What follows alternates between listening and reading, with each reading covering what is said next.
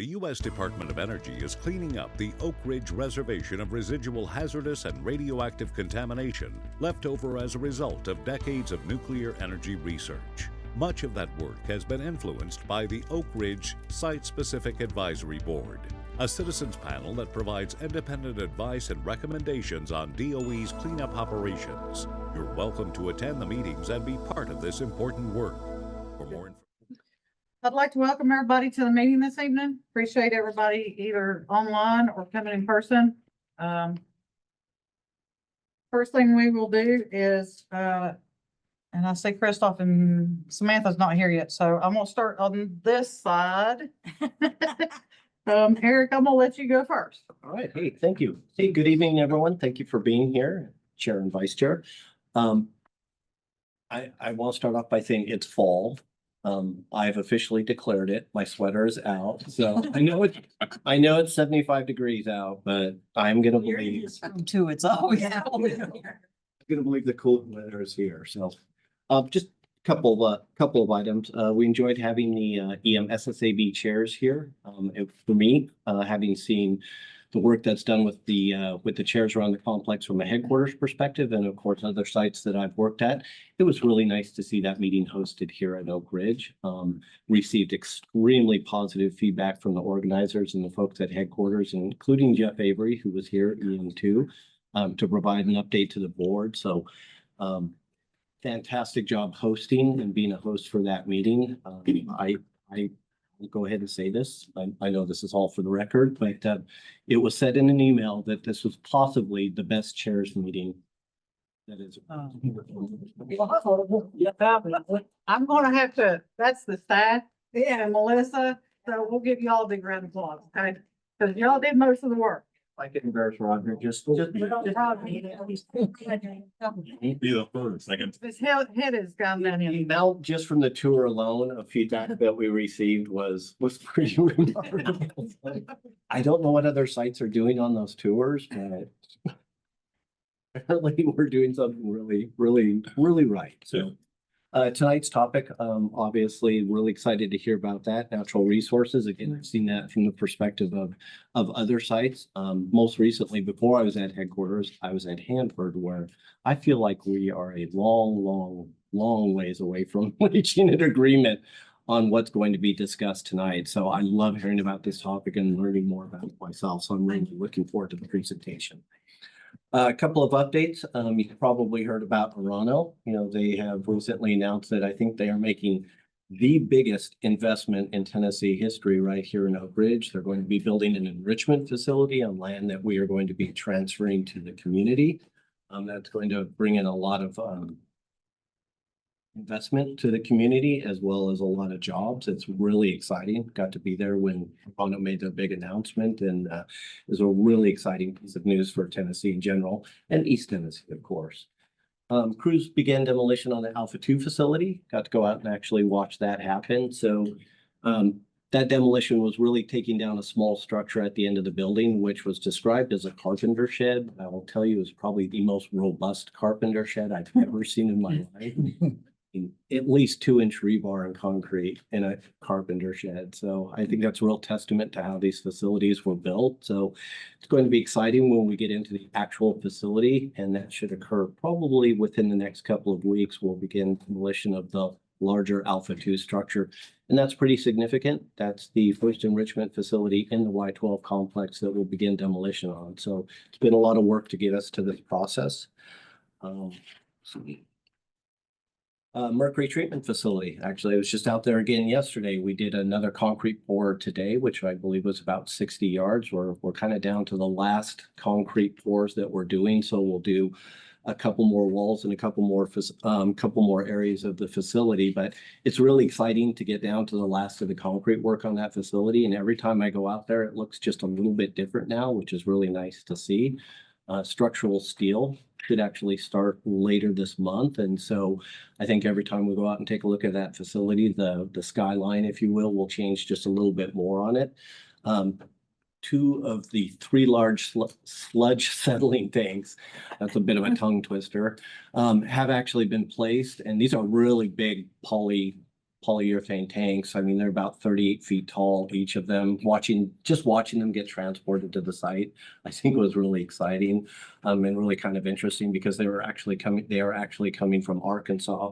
I think the third tank will probably arrive and be set within the next week. So again, another skyline change for that facility. But I get excited when we're constructing capital facilities like that, when we get to the point when you can actually physically see the changes and not workers just tying rebar and kind of doing the same activities every day. So it's really starting to change now. So, and another project I know you've heard a lot about, and I believe it was one of the presentations that was provided at the SSAB chairs meeting, is the uranium-233 disposition project.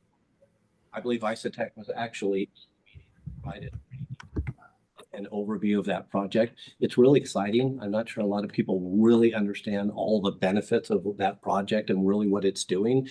But TerraPower did just recently announce that their therapies now, because of the material we're providing, are commercially available.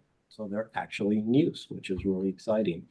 I think so far TerraPower has extracted, I think it's 10 grams of thorium from the uranium-233. Of that, they send about 9.5 grams to TerraPower, and they're going to send 40 grams in total. And that is a lot of cancer treatment that they're going to be able to provide worldwide with that material. So it's really exciting. And I'm glad Isotech got to present on that at the chairs meeting. So, and with that, that is my update. Thank you. Roger? I don't have anything to add. I don't think Samantha will be here tonight. She's gonna leave this week, so I don't expect her, but I did notice Crystal Christoph came was on. online. Yeah. Thank you. Christoph? Do you have any opening comments? Apology for not being there in person. I'm currently on the other side of the great state of Tennessee, and I do not have any announcements. All right, thank you. You're welcome. We will move on to our presentation, and Chris will introduce our presenter. David Durant serves as the Natural Resource Trustee Program Manager for the Tennessee Department of Environment and Conservation. Her 34-year career with the department includes working in various technical and managerial roles. She has managed a variety of projects, including development of technical guidance for performance of natural resource damage assessments, performance of risk-based corrective action, and environmental regulations and policies. She also currently serves as the state co-convener of the U.S. Department of Energy State Tribal Government Working Group and a mentor, Tennessee mentor. Welcome. Thank you. So I'm really happy to be with you guys tonight to talk about something exciting for all of your communities. So let's talk about the Oak Ridge Reservation Natural Resource Damage Assessment and Restoration. And I'm just going to kind of do an overview. I'm going to start out with what NRD even is. Think. No, no. Technology is wonderful when it works. All right, try that. If my mouse is. There you go. Okay, there we go. So we entered into a natural resource damage assessment for the Oak Ridge Reservation. So the NRDA looked at contamination that was released from the reservation that has negatively impacted natural resources and resource services. So some examples of what the NRDA looked at was resources that were affected like fish, wildlife, surface water, sediment, soil, and groundwater. And also looked at example resource services, so the services that those resources provide, like nutrient cycling, provision of habitat, recreational fishing, and drinking water. So the overall goal of natural resource damage assessment is to restore natural resources equivalent to what was lost. So under CERCLA, NRDAs are conducted by government officials that are designated to act as trustees to bring claims on behalf of the public for the restoration of injured natural resources. So these CERCLA designates that trusteeship to federal or state governments. Also Indian tribes, but we don't have any federally recognized Indian tribes in this area. So there's no participation from tribal members here. Trustees for the reservation are the State of Tennessee Department of Environment and Conservation, the Tennessee Valley Authority, the U.S. Department of Energy is the responsible party, but also is a trustee. U.S. Department of Interior is represented by the U.S. Fish and Wildlife Service. So I can give you guys this presentation after this is over. Maybe Roger, you can send it to them, or yeah, we can share it.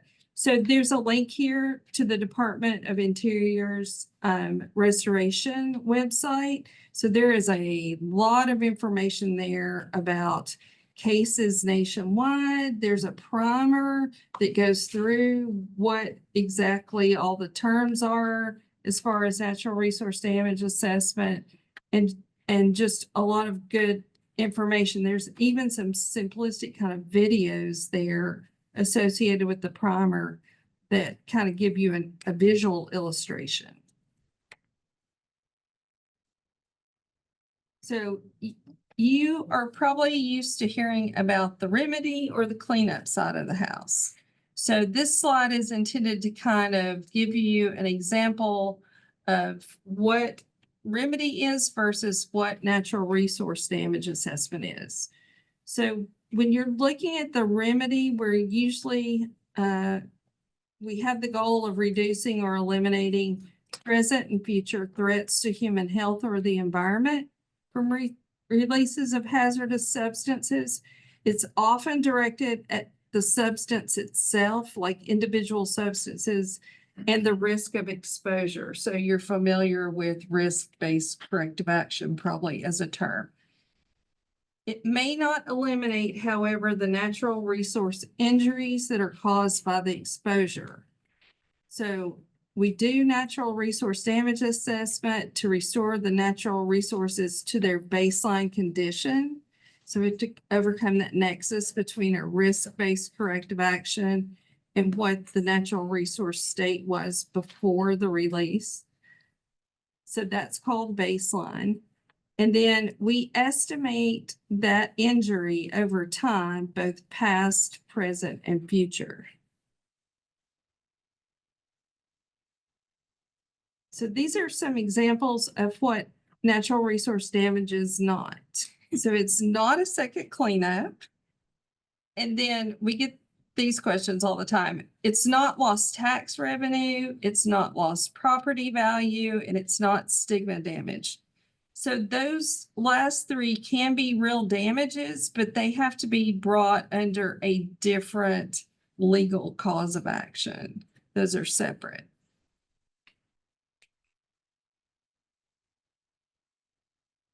So a long time ago, we entered into phase 1 of the Oak Ridge NRDA, and that was for the Watts Bar Reservoir, which was the first operable unit.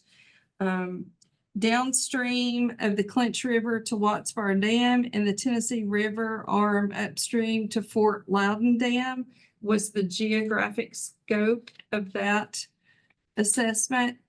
So there were ecological losses and recreational fishing losses. And in 2009, an agreement between the state and DOE was reached. Compensation for losses would include the Black Oak Ridge Conservation Easement and also funding for some projects to improve recreational fishing access and opportunities. So after we finished that, we entered into what's called phase 2, or we refer to as the Oak Ridge Reservation Balance. So this map is similar to the map on the wall. And it's divided into watersheds. We are looking at terrestrial habitat within the reservation, the floodplain and aquatic habitat of a portion of the Clinch River, floodplain and aquatic habitat of several Clinch River tributaries. So for example, Poplar Creek, groundwater beneath and flowing off-site from the reservation.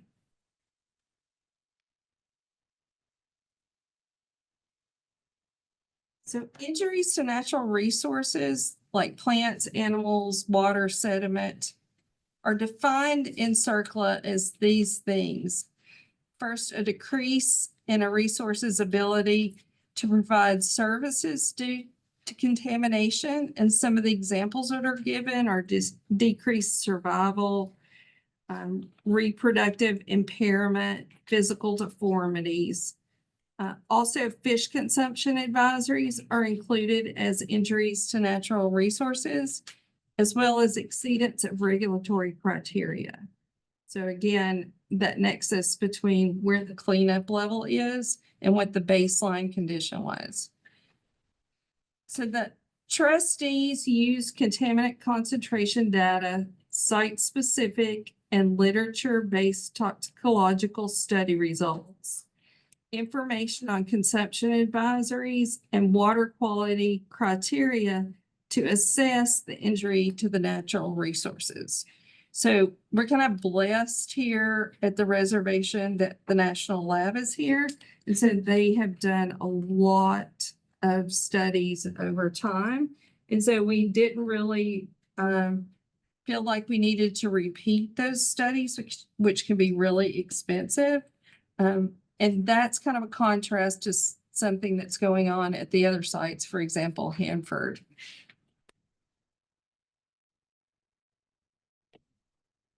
So all of our findings, the trustees' findings, were published in what's called the Restoration Compensation Determination Plan Environmental Assessment Report. And that was published in December of 2022 after public comment.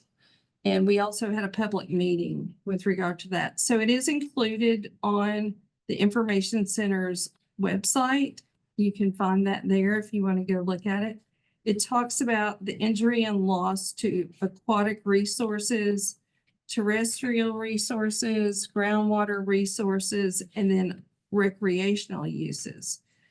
So this piece is really important because then what the trustees determine are injury and loss gets looked at now going forward for restoration. So the state of Tennessee and DOE signed an administrative order on consent.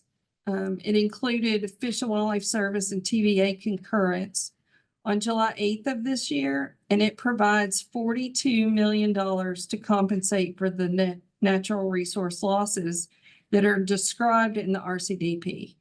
So approximately half of that was funded through repurposing the Perpetual Care Fund for the EMWMF, because DOE already has a responsibility to care for that anyway. So why not repurpose that money on top of that? And then DOE has already paid the other half of the $42 million. So the state of Tennessee holds that currently. The trustees jointly will oversee use of that $42 million to select and fund projects that are described categorically in that RCDP-EA.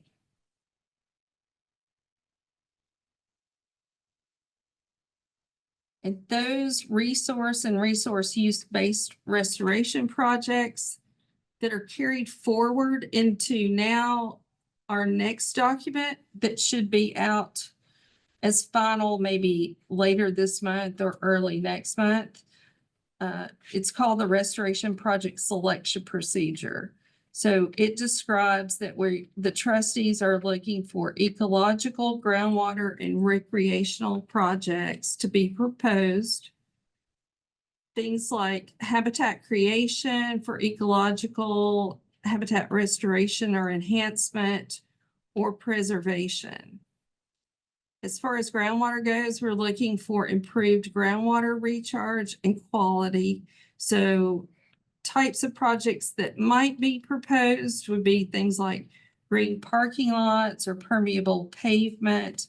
So you get good surface to groundwater recharge, bioswales and rain gardens, septic conversions, capping of abandoned wells. And those are just examples, but not inclusive. Recreationally, we want to increase and improve fishing opportunities, access, and amenities. So we could have things like constructing new boat launches, increasing water access through easements so that people could bank fish, increasing and improving hiking, biking, wildlife, and natural viewing areas so that we have an increased recreational opportunity of those types.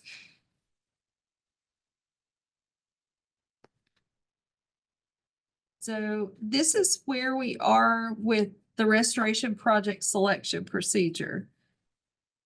So the trustees have defined site-specific criteria in the RPSP.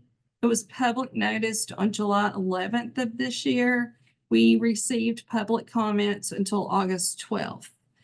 And we are currently working to address all of those public comments. We didn't receive a whole lot, but we did receive a number that needed to be addressed. So we're looking for projects that are located within a priority area that's defined in that document. That is basically Oak Ridge and the surrounding counties. Now, a couple of the counties, it's just a portion of the counties.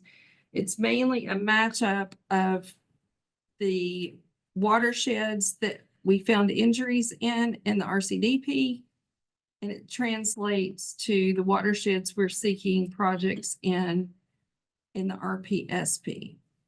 So we want to provide long-term sustainable benefits, accounting for things like climate change, because we want to make sure the benefits withstand the test of time. Increasing habitat connectivity is important. Improving water quality to support ecological function and recreational use is important. We're looking for projects that benefit listed species, both federally and state listed or at-risk species. And we're also looking for projects that improve the public's access to and the quality of recreational resources. So these are the next steps for the trustees standing up the Restoration Grant Program. So like I said, we're going to finalize the restoration project selection procedure. The build out of that process is almost complete in TDEC's grants management system. So we will receive pre-proposals for projects as soon as we begin receiving them, as soon as we issue the final RPSP. Those will be received through that system digitally. The trustees will hold public workshops to discuss the solicitation for projects and the grants management system. And so with regard to the workshops, right now we're planning to have 3 of those in different locations so they're convenient to everyone. And I do plan on having one of our grants management staff at each of those public workshops to assist people with becoming familiar with the grants management system and how it functions. So the projects, the solicitations for project proposals will open. The projects, pre-proposal projects will be selected by the trustees to go forward to full proposals. We've structured the program that way so that pre-proposals that maybe don't meet the requirement or aren't, well, including not being in the project areas or addressing the needed resources, will not have to spend the money to go to full proposal. So we've staged it that way on purpose. The restoration plan will be compiled from the selected projects and public notice once we've determined which projects that we will fund. And then grant contracts will be executed for implementation for those projects that are finally selected. Do you know when it will open for the first proposals? So I looked at most of the final revisions to the grants management system just yesterday, and it's looking pretty good for opening perhaps in November. So one thing that I would encourage people to do while they're waiting for that to open is on TDEC's website, under the About tab, there is a pull down and there's a grant section. And that will take you to the grants management system specific website. And you can go ahead and there's a tutorial there. You can start becoming kind of familiar with it. But we do intend to leave the pre-proposal solicitation open for a good period of time so that people aren't rushed to get their proposals in. They have plenty of time to collaborate with other partners they may want to partner with to kind of shore up their proposal. So that's my presentation, and I'm happy to entertain any questions you have. Start with questions in the room, and then we'll go online. Does anybody have any questions in the room? I've got to, yeah, I gotta play the game right. Yeah, Yes, go ahead, Barry. jump the gun. You use the term baseline condition. Mhm. Does that mean in 1946 they took the time to test? How do you get your baselines? So CERCLA defines baseline as the condition before the release. Now, typically, the way CERCLA looks at that, and I believe in part it's because of a lawsuit, is that CERCLA came into being in 1980. So usually 1980 is the point. If we know that there were releases at 1980, 1980 will be defined as the beginning point.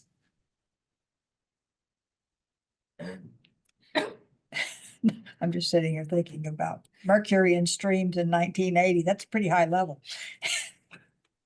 Important to understand, as you pointed out, it's not about reducing the level of contamination. And this is something else that, Yeah, I'm fighting with that, trying to understand it. and this is also a really important point. It's not necessary, the money doesn't necessarily have to be spent to improve the resource that was specifically damaged. Okay. For instance, what you're talking about, East Fort Poplar Creek is heavily impacted by the mercury. Mhm. It doesn't mean that we have to raise East Fort Poplar Creek, the level of its use up. But what we do have to do is, if we can identify another surface water, Okay. we raise that level up. So, and that's why if you looked at the map where the area that we're evaluating, most of the money will be spent actually off the reservation. You know, to improve the resources around the reservation where people can access. Good, thank you. Chris? The 42 million, they did a total assessment. Will there ever be a reevaluation, I guess, or do you expect the 42 to be it? So we expect the 42 to be it unless there is something else that happens that's not covered by this NRD settlement, which is for historical releases.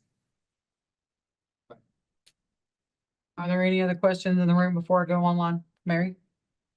Yeah, I just have a question on our local government officials. Are they aware of this? They are. They are very aware of it, or was it an email among 10,000 So they are others? very aware of it. I've already met with several of them that have interest in Can I it. name a name and It's- specifically? So, I've met with Wade Criswell. That's who I was gonna. Yes, he called me. And then also, I had the same presentation that I did at Orca. Thank you. Mm-hmm. Anybody else? Yeah, Harriet. Me. Maybe I missed it, but who or what entities can apply for the grant money? So that information is actually listed, eligible entities Are listed by TDEC, they determine who it is. listed in that RPSP document, the one that was published draft in July for public comment. So you can actually go look at that now. It is on TDEC's website under the press release for the whole. And you will see it in the final document, but it is very inclusive of both public and private organizations that can apply. We really want to promote collaboration because, you know, if you bring a strong team to the table that can do different parts of a proposal, like, for example, you may have people with expertise in habitat restoration, but there may be entities like, so Roger, you like to use this one all the time, a Boy Scout troop. They provide in-kind services for some of the work. It does require a 20% match, but that is allowed to be in kind. And so that's the way you could strengthen your proposal, is having a partner like that that could either do in-kind work, or maybe they want to do a piece to ensure that monitoring and adaptive management are done on the back end of the project. I'll add to that too, because I think this is real important. This is one reason I like talking about the boys. Boy Scouts. Is There's Girl Scouts. Girl Scouts? Scouts. So we like. Is the idea is to, in some sense, is to spread the money around as much as possible. You know, actually your NRD sort of does discourage you from taking the whole lump sum and just doing one project. You know, you want, because if you do that, a lot of times you're only really addressing one type of natural resource. And the idea is to, while we don't have to match percentage wise the resources that were damaged, you do, like we've damaged surface water, groundwater, terrestrial species. So we want to try to pick projects that address all of those, maybe not in the same ratio as they were damaged. And then at the same time, you know, you want big community groups to be involved and maybe do a multi-million-dollar project. And at the same time, you would like probably to see smaller groups do projects that are maybe just a few $1,000s. You know, it's, we really do. The idea is really truly to get the community involved with this. Because that makes the most sustainable restoration.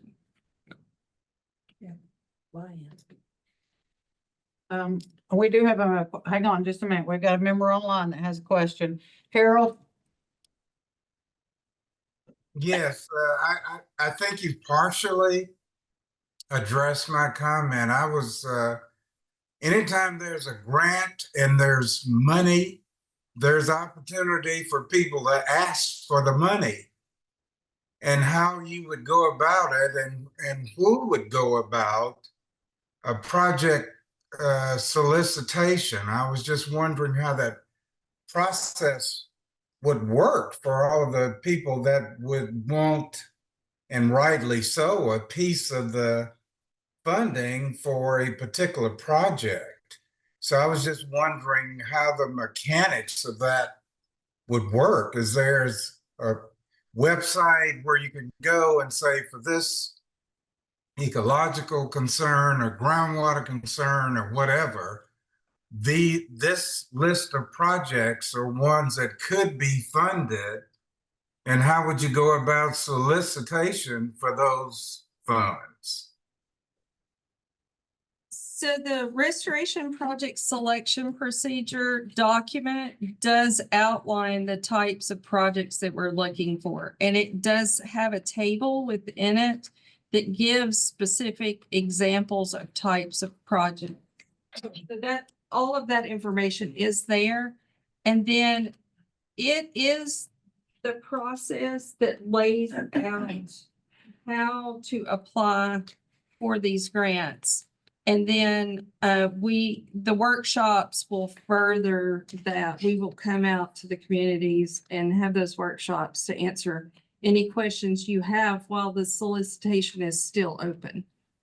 So what is the timeline for that? I mean, can I apply tomorrow for a grant for a project, or, what is the timeline for that activity?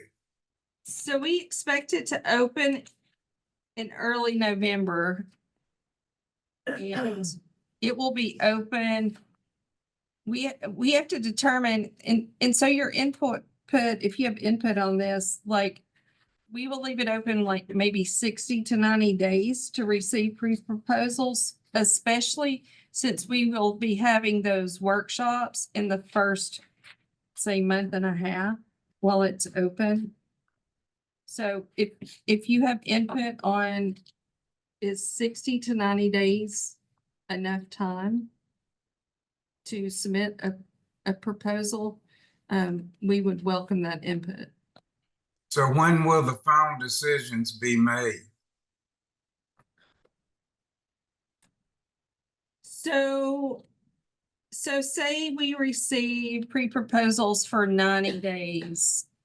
As soon as that 90-day time frame, for example, closes, I believe it would not take the trustees more than about 45 days to determine who they are going to invite to full proposal.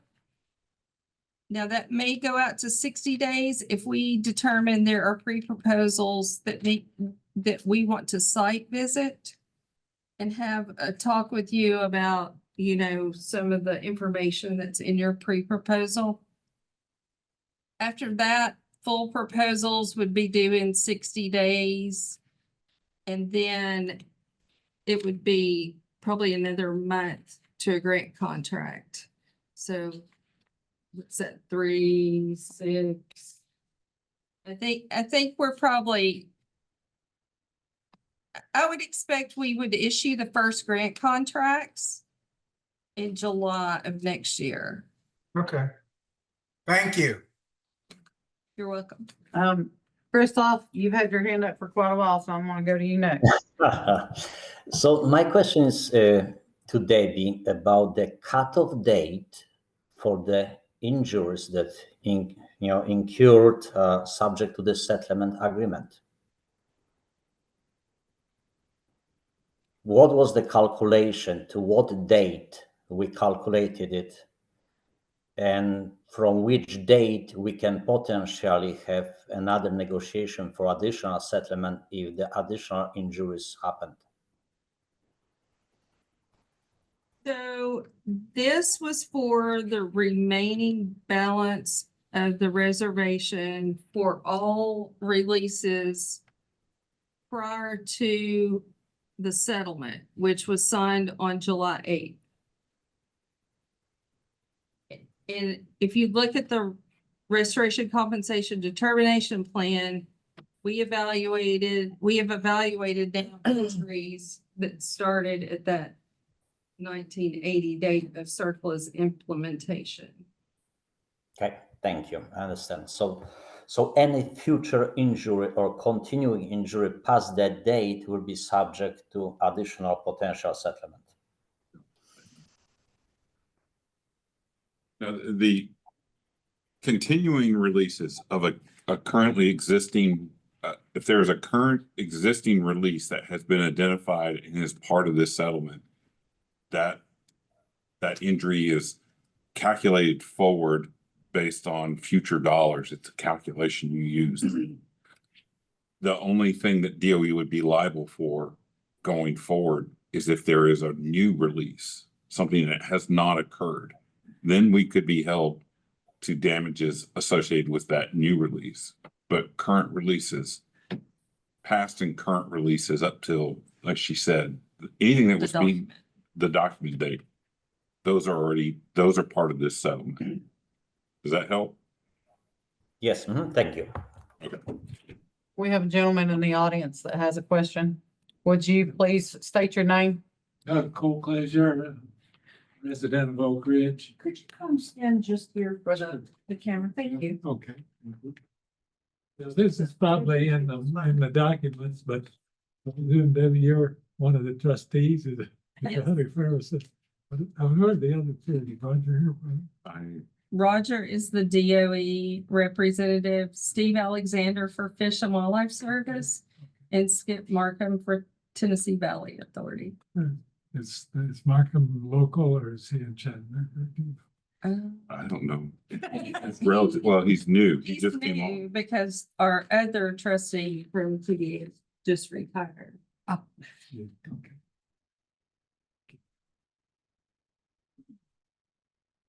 Mary's got hers up. Can I grab Mary really quick since she's a board member? Yeah. And then Luther, I promise I'll get to you.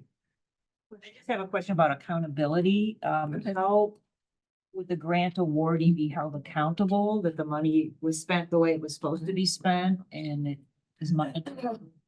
Yes, so all of that accountability will be built into the grant contract that you have to enter into. It has specific deliverables. It has a specific scope of work that will be based on the proposal the work that you propose to do. So, and then also within the pre-proposal and full proposal information, the trustees are asking for what your monitoring and adaptive management plan would be even beyond the grant contract period. Luther, would you state your name for us and then ask your question? I'm Luther Gibson, former member of the board. I guess we've had two phases of this. We had the phase one that resulted in the steps of the Black Oak Ridge Conservation Easement. Like I said, that was for what's Bar 7, wasn't it, Roger? Yes. And then we've got this. And I'm trying to determine, I've looked at some additional rods, and it looks like it's left open in there that there'll be some future damage assessments or compensation possible. Is my understanding correct?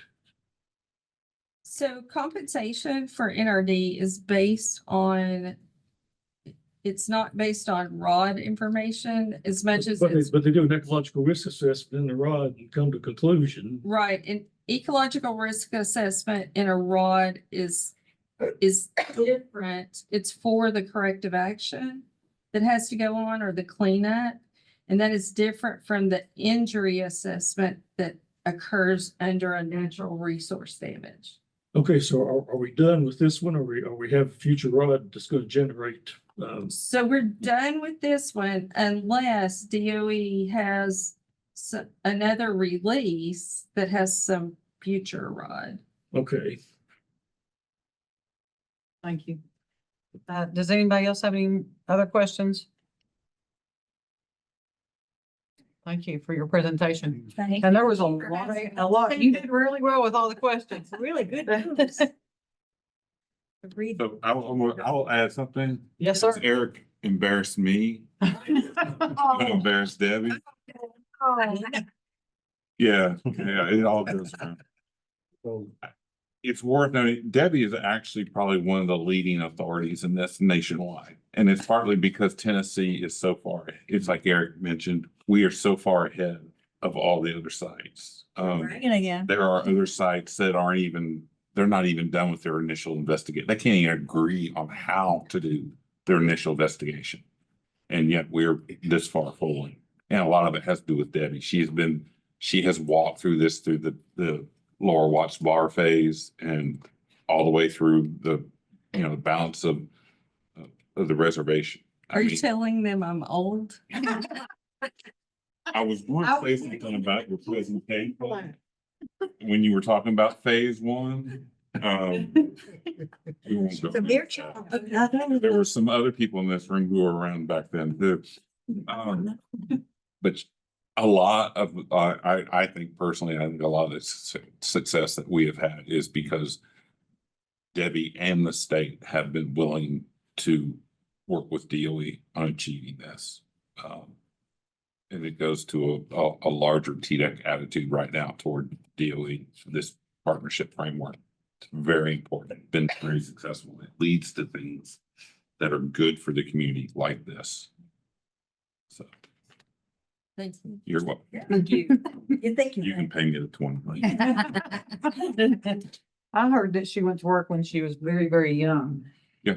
Yeah, like before she was out of school. Sixth grade when she started. She was a Girl Scout back then. I was a Girl Scout in Kingston. All right, there you go. There you go. Well, thank you. We really, that was very informative and there was a lot of questions. So there was a lot of information. Thank you. Thank you so much. Think of anything else? Roger knows where to reach. Email me. Yeah, I heard you just pushed it back on Roger too. All right, thank you. Thank you. Thank you. At this time, we'll have public comment. We do Wait a minute. have, two public comments. And, Mr. Gibson and Mr. Colbisher.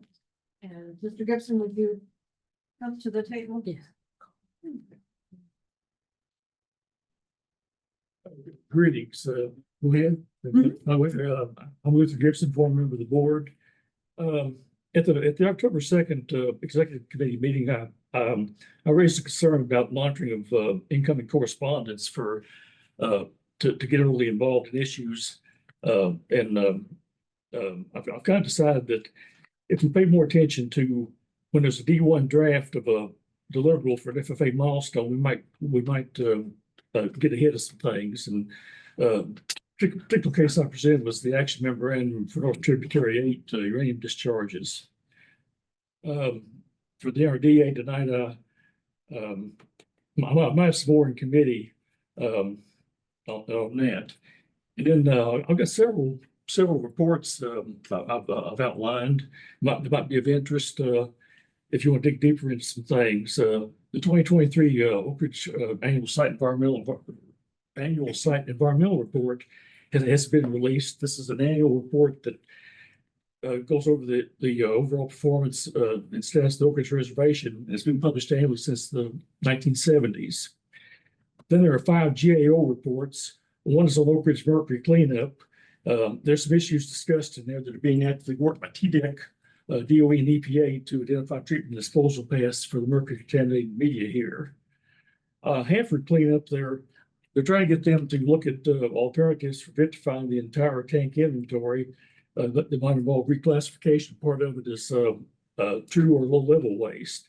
Transuranic. And if they have a position on technology for transuranic waste, that might feed into our technology stalemate here for the transuranic sludge.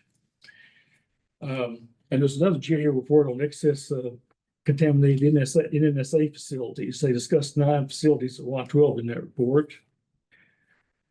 And there's another report that's led to a recommendation that the senior advisor for the Office of Environmental Management facilitate an evaluation of the operation and effectiveness of the EMS SABs. I think you heard a little bit about that at the chair's meeting.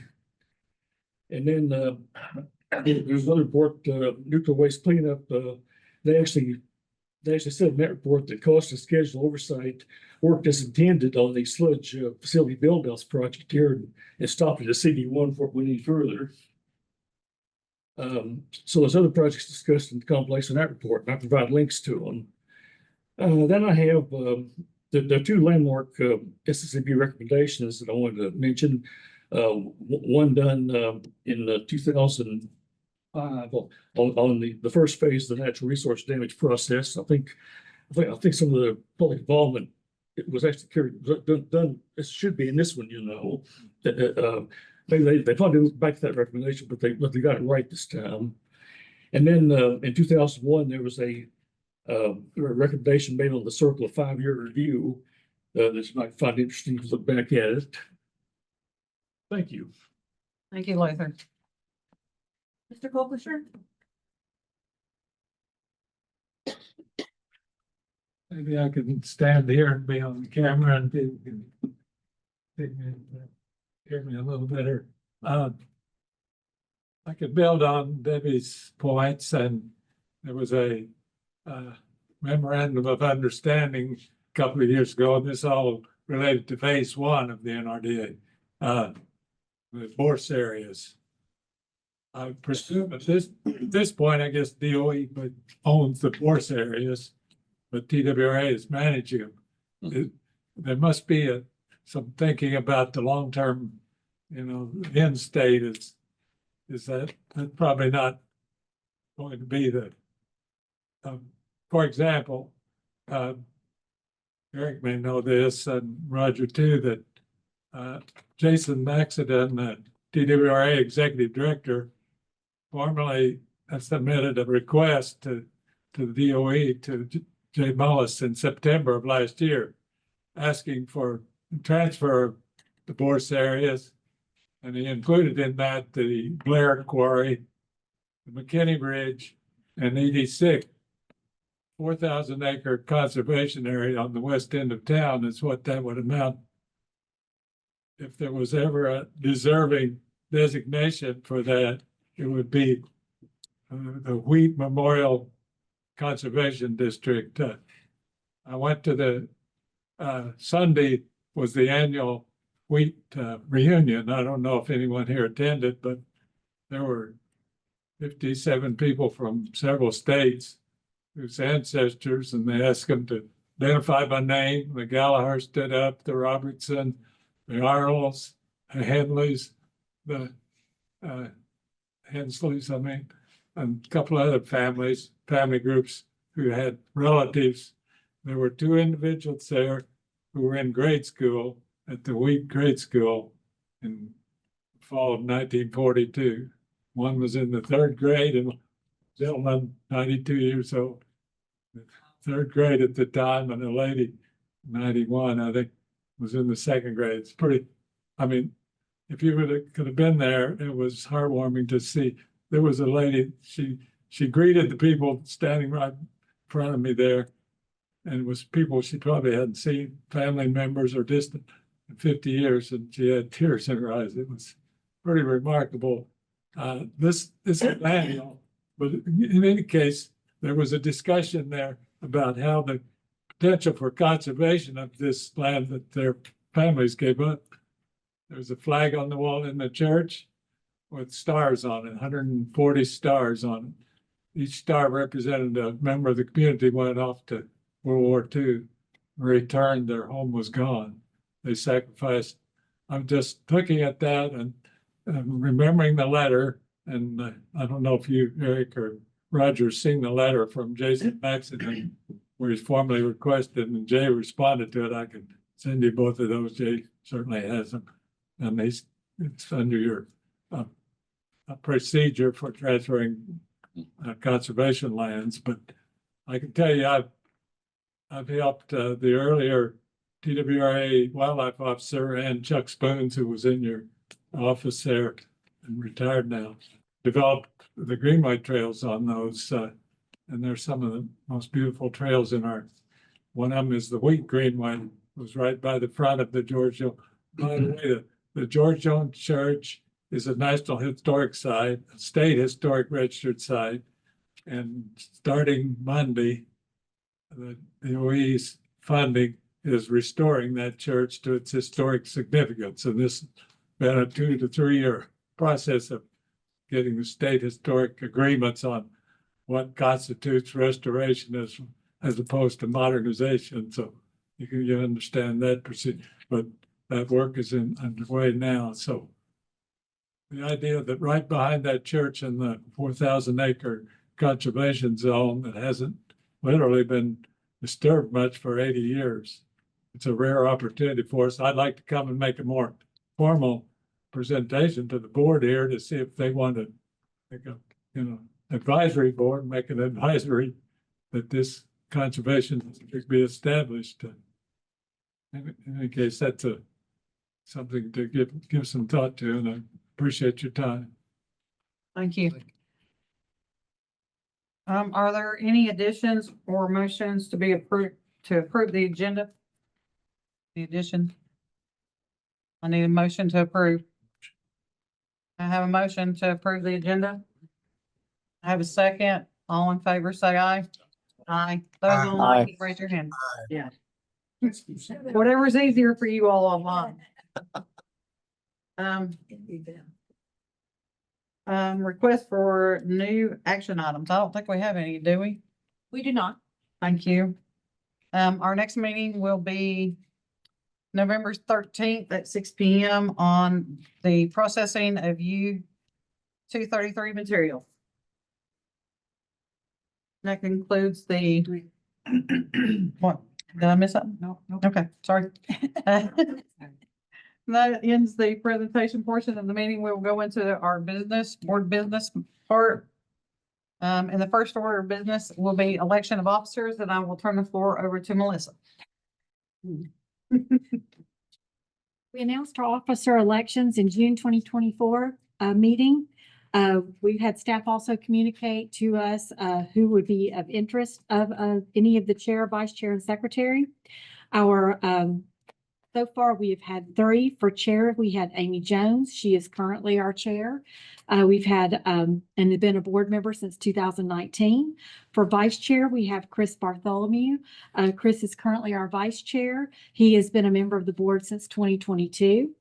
Secretary is Harriet McCurdy. Harry is the current secretary and has been a member since 2019. As a reminder to everyone, we have to follow the rules for the election for the executive committee. We have to have a quorum present. So do we have a quorum? We do have a quorum. All right. So right now we have our current members are chairs for Amy Jones, vice chair is Chris Bartholomew, and secretary is Harriet McCurdy. At this point, anybody else who would like to be nominated, you can please nominate yourself. Let us know. Or if you want to nominate another member, you may do so as long as you have that member's permission. Do we have any other nominations? Are there any online?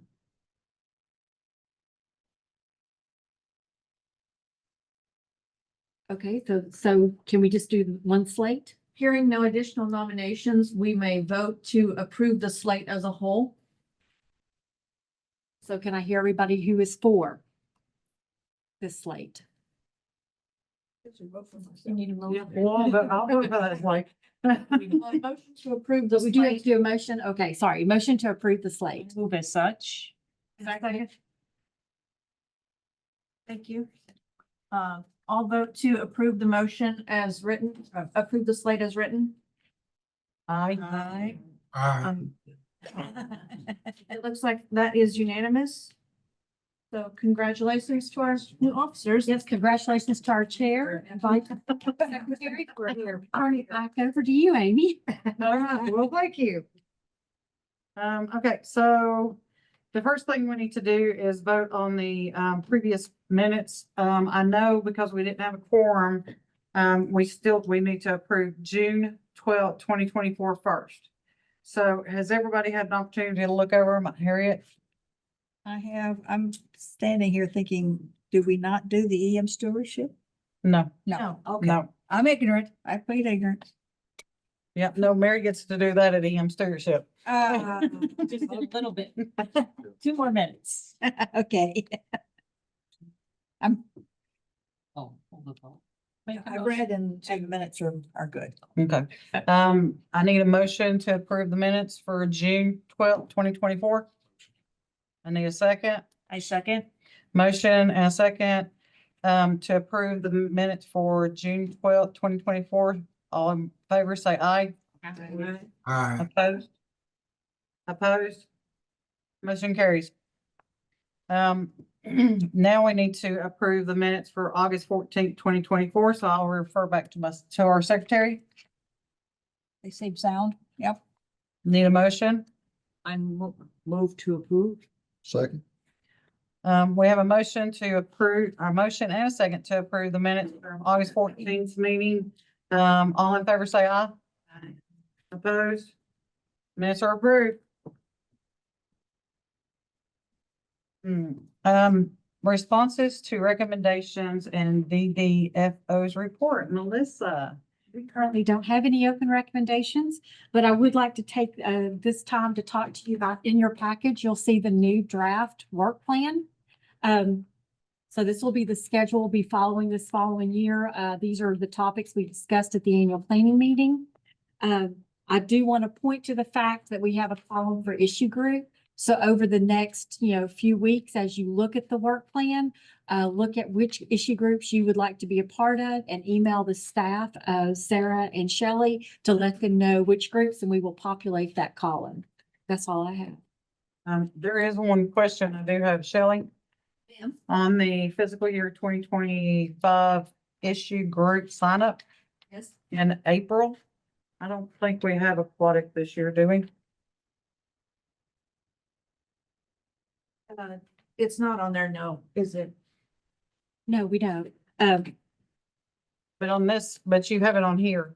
But this is from last year where you were carrying it over, Oh, right? I'm sorry. I did not delete that from last year. We were. That's fine. Had signed up for last year. I'm trying to carry over. That's fine. I just wanted to clarify. I'll send out an email after the meeting as well, and so I'll send a corrected sheet. Thank you.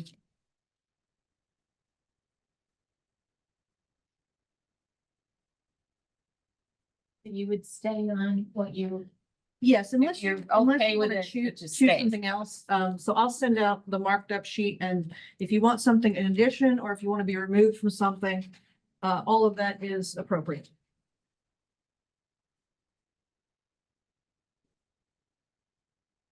Yeah, you're all are always welcome to join an issue group at any time.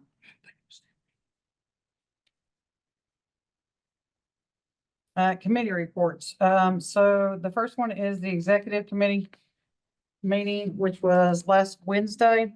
Mainly we discussed, the chairs meeting and Roger and his tour. And how many compliments we got. I actually started calling him the world famous Roger after we had so many compliments at the chairs meeting. There were literally people walking up to us, not just me, but all of us, telling us what a wonderful tour it was, how much information there was. They'd never been on a tour as good. And of course, we passed all of that along to Roger. We also did discuss travel. Other than that, there wasn't a whole lot going on for the executive committee. But the chairs meeting, I will say, and I will have to applaud our staff and Melissa, y'all did a wonderful job with the chairs meeting and I'm gonna call it fellowship at Calhoun's. That was wonderful. We as chairs got an opportunity to sit around and discuss other things besides what we were discussing in chairs, but we also got to discuss things that were going on at each site. So, that's always helpful. Because sometimes you don't hear that in the round table. We had more rain than we wanted, but other than that, it turned out well. And hurricane. Yeah. People had to leave. Yeah. Now, I do know that, I'm gonna let Chris speak to this because he stayed for it. There was the extra training in the afternoon.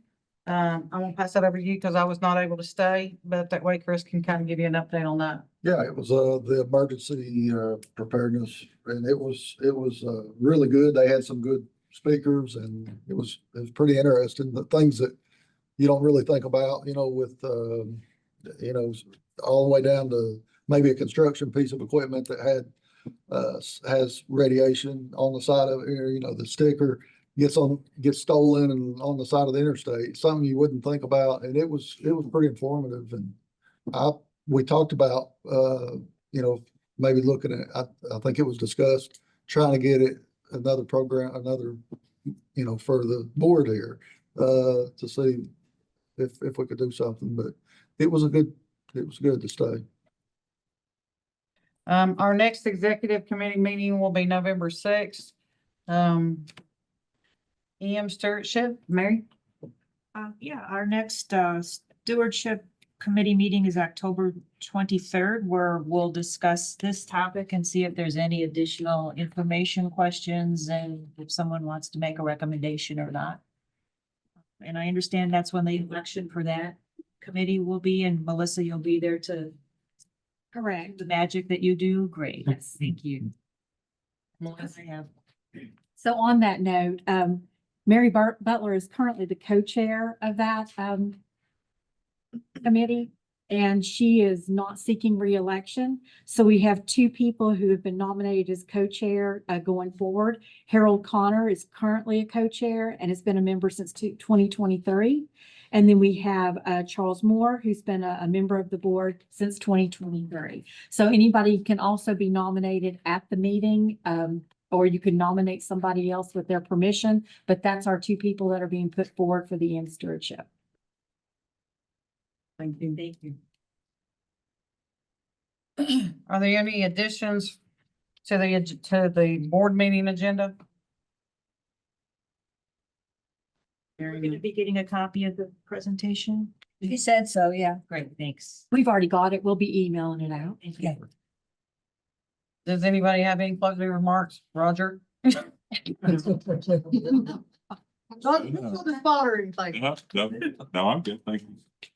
Eric, do you have any closing comments? No, I am gonna get hours and hours of enjoyment out of this. Oh. Melissa, do you have any closing? I don't have anything. Thank you. I have one. Roger, Yes. did you ever get that pay raise?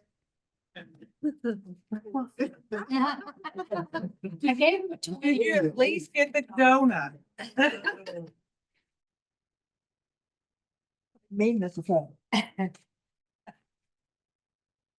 He's gonna bring him, tell us if he got the donut. Adjourn our meeting. We brought a whole box of donuts. Tell her to adjourn the meeting and then you can run.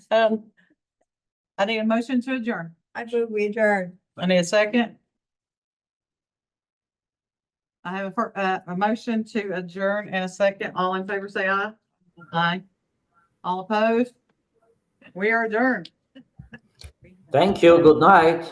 Good night. Good night. Thank you, Christoph.